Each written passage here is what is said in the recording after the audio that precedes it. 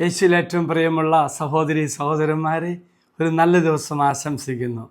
പ്രിയമുള്ളവരെ, ഇന്ന് നാം ധ്യാനിക്കുന്ന ഭാഗം നമ്മുടെ ജീവിതത്തിൽ എങ്ങനെയാണ് സന്തോഷവും സമാധാനവും നമുക്ക് അനുഭവിക്കാൻ സാധിക്കുക, അതിന് കർത്താവായ ദൈവത്തോട് ചേർന്ന് നിന്ന് എങ്ങനെ പ്രവർത്തിക്കണമെന്ന് വചനം പങ്കുവയ്ക്കുക. സുഭാഷിതങ്ങളുടെ പുസ്തകം 21 അധ്യായം 31 വാക്യത്തിന് ഇതിനുത്തരം കർത്താവ് തരുന്നുണ്ട്.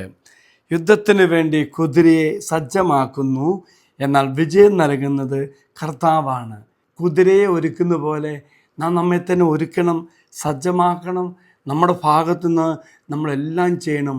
അപ്പോൾ ദൈവമായ കർത്താവ് നമുക്ക് വിജയം നൽകുന്ന വചനം പറയുന്നത്. ഓർക്കുക പ്രിയമുള്ളവരെ, നമ്മുടെ ശക്തിയിൽ, നമ്മുടെ സാധ്യതകൾ മാത്രം ആശ്രയിക്കരുത്.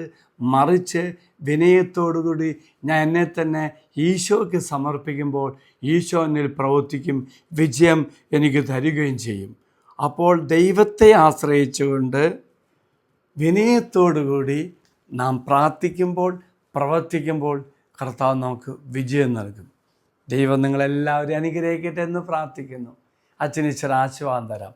നമ്മുടെ കർത്താവായ ശംശാകൃപയും പിതാവായ ദൈവത്തിൻ്റെ സ്നേഹവും പരിശുദ്ധാത്മാവിൻ്റെ സഹവാസവും കൂടെ ഉണ്ടായിരിക്കട്ടെ, ഇപ്പോഴും എപ്പോഴും എന്നേക്കും. ആമേൻ.